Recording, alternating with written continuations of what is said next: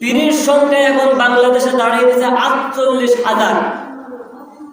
দুঃখজনক হলেও বিষয়টা সত্য, হাতে গোনা কয়েকটা দরবার শরীফ বাদ দিয়ে বাকি আফজাল সব ভণ্ড দালাল বাটপার।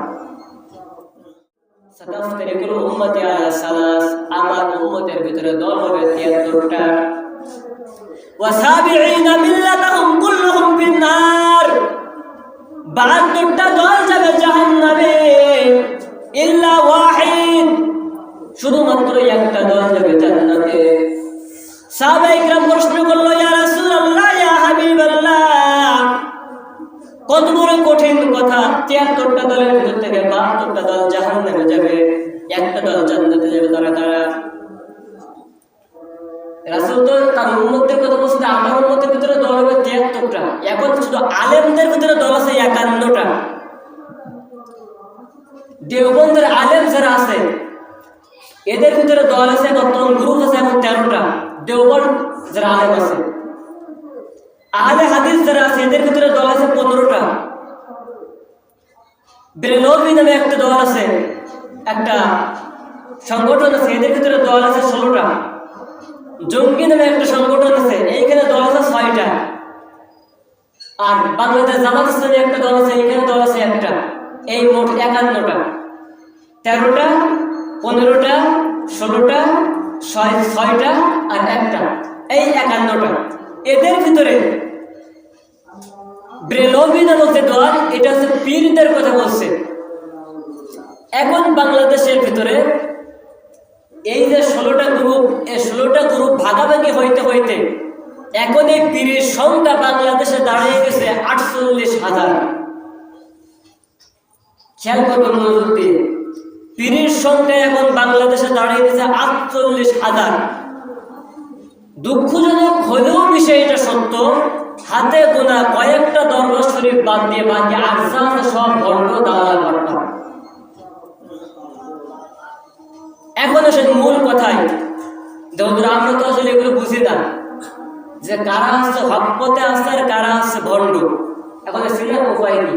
আমি এখন যদি বলি যে আওয়ামী লীগ যারা ছিল এরা হচ্ছে সহি পথে ছিল, বাকি যা আছে সব ভণ্ড, আপনারা কি মানবেন? মানবেন না। আমি যদি বলি বিএনপি যারা আছে এরা সহি পথে আর সব ভণ্ড, আপনারা মানবেন? মানবেন না। আমি যদি বলি জামাত ইসলাম সহি পথে আছে আর সব ভণ্ড, আপনারা মানবেন? মানবেন না। আমি যদি বলি পীর যারা আছে সবাই সহি পথে আছে আর সব ভণ্ড, মানবেন? মানবেন না।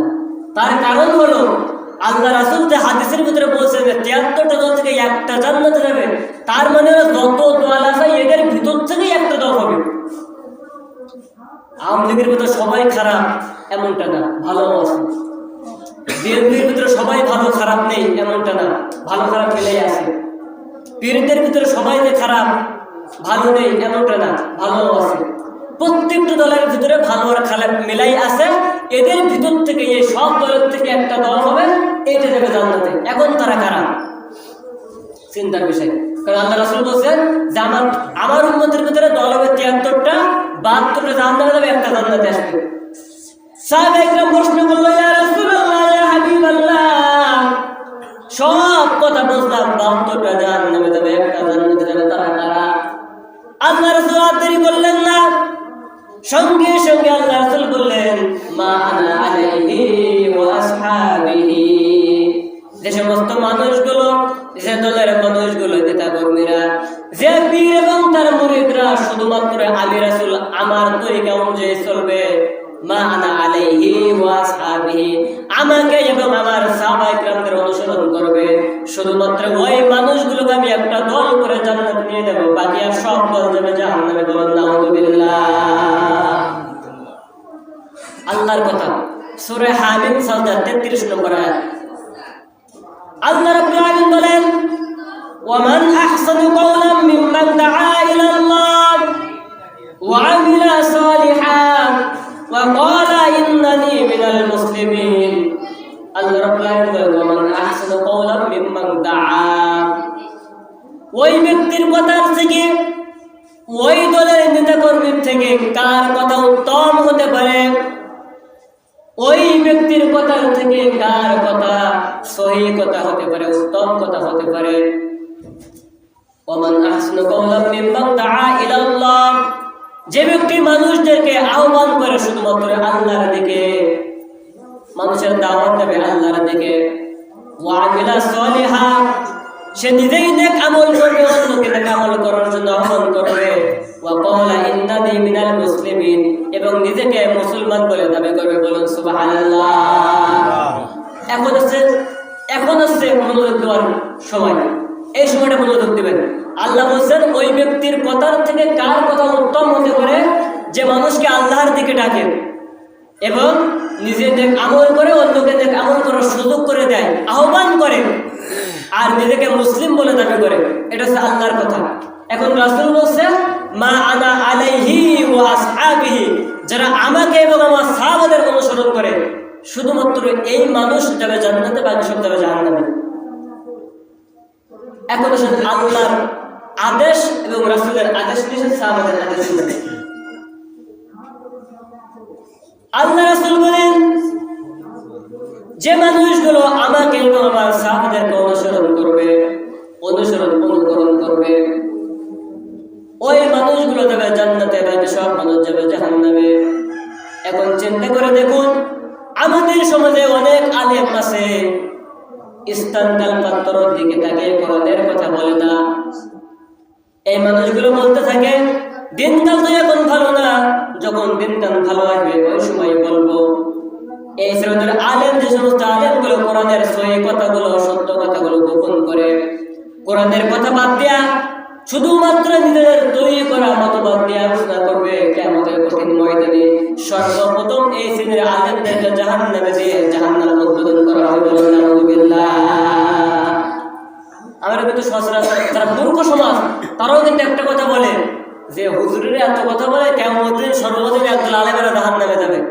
আমরা কথা বলে থাকি, কিন্তু সবাই জানে এই কথা বাস্তব। যে সমস্ত আলেম ইলম শিক্ষা করার পর ওই এলেম অনুযায়ী মানুষকে দাওয়াত দেয় না, মানুষকে কোরআনের সঠিক কথাগুলো না বলে, এই ধরনের আলেমকে সর্বপ্রথম জাহান্নামে দিয়ে জাহান্নাম উদ্বোধন করা হবে। 3 শ্রেণীর মানুষকে জাহান্নাম উদ্বোধন করা হবে। আমাদের ধারাবাহিকভাবে যখন যে বিষয়টা আসে সেদিন আমরা বলবো, আজকে বলবো আলেমদের কথা নিয়ে। আল্লাহ রাসূল বলেন কোরআনের হক কথা বলার জন্য, কোরআনের দাওয়াত দেওয়ার জন্য তায়েফের ময়দানে রক্ত দিতে হয়েছে, আমার দান্দাল মুবারক শহীদ করা হয়েছে, লোহার টুকরা আমার মাথার ভিতরে ঢুকে গেছে, অজ্ঞান হয়ে পড়ে গেছি। আমার চাচা আবু জাহেল, সে নিজেও আমাকে অত্যাচার করেছে, জুলুম করেছে, দূর থেকে পাথর মারছে। দুনিয়া থেকে বিদায় করার জন্য একবার দুইবার নাই, শতবার চেষ্টা করেছে। আমার সাহাবায়ে কিরামদের দিকে তাকিয়ে দেখুন, আমার প্রাণ প্রিয় সাহাবী বিলাল, তার শরীরে এপড় ওপড় হয়ে গেছে, পেটের থেকে বুকের থেকে এপাশ ওপাশ দেখা যায় ক্যামেরার মতো। বিলালকে উত্তপ্ত বালির করে চিৎ করে শোয়াই দেওয়া হয়েছে, বুকের করে পাথর চাপা দেওয়া হয়েছে।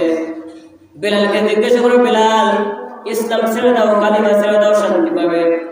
বিলাল বলল আমি কালিমা তেলাওয়াত করার পর যে মধু পেয়েছি, আমি যে শান্তি পেয়েছি, আমার জীবন একটা দুইটা নয়, 1000 বিলাল যদি আমার জীবন দিয়ে দেয়, তবু আমি এই কালিমা থেকে ফিরে আসতে পারবো না। আমি তো মা আনা আলাইহি ওয়া আসহাবিহি এর ব্যাখ্যা করে আসি। বিলালের যখন দেখে গেল উত্তপ্ত বালির করে শোয়ানো, খাব্বা বেশি বলে ইয়া রাসূলুল্লাহ, ইয়া হাবিবাল্লাহ, কাফিরের অত্যাচার সহ্য করতে পারে না, আমাদের জন্য দোয়া করুন। আল্লাহ রাসূল কোনো কথা বলেন না, খোবায় পেল। খোবায়ের কথা আল্লাহ রাসূল হাদিসের ভিতরে বলেছেন, খোবায়ের পিঠের ভিতরে গর্ত ছিল, পিঠের মধ্যে কোমরটা ছিল অনেক চিকন।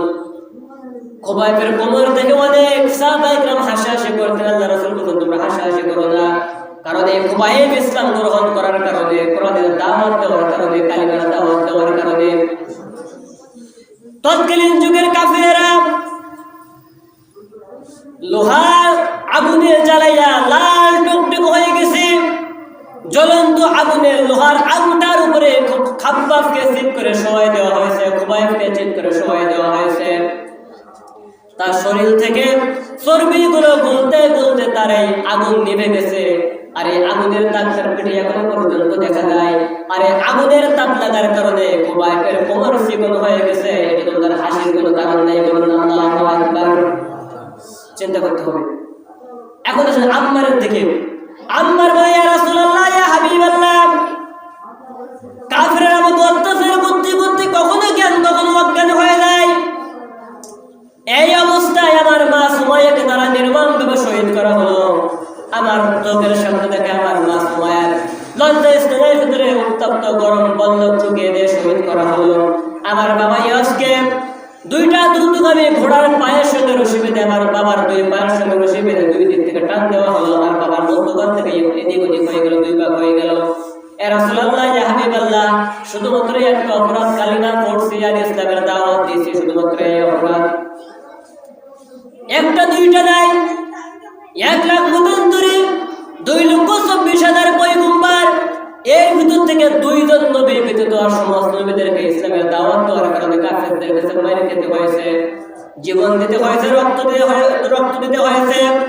সাহাবায়ে ইকরামদের দিকে তাকিয়ে দেখুন, অধিকাংশ সাহাবায়ে ইকরাম তাদের জীবন দিয়ে দিয়েছেন কাফেরদের কাছে কালিমার দাওয়াত দেওয়ার কারণে। এই যুগে যে সমস্ত পীর আলেম উলামা যতই দল বলুন না কেন, এই দলের ভিতর থেকে দেখতে পাবেন যে মানুষগুলো কোরআনের দাওয়াত দেওয়ার কারণে, যে পীর শুধুমাত্র কোরআনের দাওয়াত দেওয়ার কারণে, কোরআনের হক কথা বলার কারণে কাফের তাগুতদের কাছে টার্গেট থাকে। যে সমস্ত আলেমগুলো কাফের তাগুতদের কাছে টার্গেট থাকে, ওদের কথা মানবেন, ওদের অনুসরণ করবেন, তখন দেখতে পাবেন সই একটা পথ আপনারা খুঁজে পাবেন। আর যতক্ষণ পর্যন্ত হাদিস আর কোরআনের দিকে আপনারা বিশ্বাস নাই, মানুষের তৈরি করা দিকে আপনাদের বিশ্বাস চলে যাবে, ততক্ষণ পর্যন্ত আমরা সই পথ আর খুঁজে পাবো না। সই পথ খুঁজতে হলে হাদিস আর কোরআন, সই পথ যদি খুঁজতে হয় হাদিস আর কোরআন, এই দুইটা ফলো করলে, আল্লাহ রাসূল বিদায়ের ভাষণে বলছিলেন, তোমাদের জন্য দুইটা জিনিস রেখে গেলাম, আল্লাহর কোরআন আর আমি আমার জীবন হাদিস, এই দুইটা জিনিস রেখে গেলাম। এই দুইটা জিনিস ফলো করে যদি তোমরা থাকতে পারো, পৃথিবীর কোনো শক্তি তোমাদেরকে ধোঁকা দিতে পারবে না। কাজে আমরা যদি হাদিস আর কোরআন অনুযায়ী চলতে পারি, পৃথিবীর কোনো শক্তি আমাদেরকে ধোঁকা দিতে পারবে না, আমরা সহি পথ পেয়ে দেবো। আর হাদিস আর কোরআনের বাইরে যখন আপনি আমি চলে যাবো, তখন বুঝতে হবে আপনি আমি আর সহি পথে নাই, আপনি আমি কিন্তু 72 দলে চলে যাবো। কাজে আমরা আলোচনা শুনলাম, বিস্তৃত অনেক কথা বলা ছিল, সময় স্বল্পতার জন্য বলতে পারি না। আমরা ধারাবাহিকভাবে প্রত্যেক জুমায় কিয়ামতের আলামত নিয়ে একটা একটা বিষয় নিয়ে আমরা এইভাবে আলোচনা করবো। যে আলোচনা আমরা শুনলাম আমাদের সকলকে সঠিকভাবে বোঝার তাওফিক দান করুন। ওয়া আখিরে দাওয়ানা আলহামদুলিল্লাহি রাব্বিল আলামিন। আসসালামু আলাইকুম ওয়া রাহমাতুল্লাহ।